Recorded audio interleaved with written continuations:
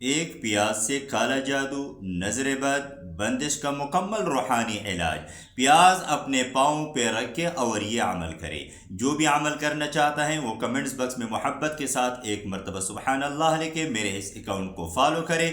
تمام روحانی مسائل کے حل کے لیے آپ ہمارے ساتھ واٹس ایپ پر رابطہ کریں۔ عمل یہ ہے کہ رات بوضو ہو جائے اور ایک پیاز لے، اس کو درمیان سے کاٹ دیں۔ پیاز کا جو نیچے والا حصہ ہوگا اس کو اپنے دائیں پاؤں کے نیچے تلوے کے ساتھ لگائے، سفید کپڑے کے ذریعے باندھ دے۔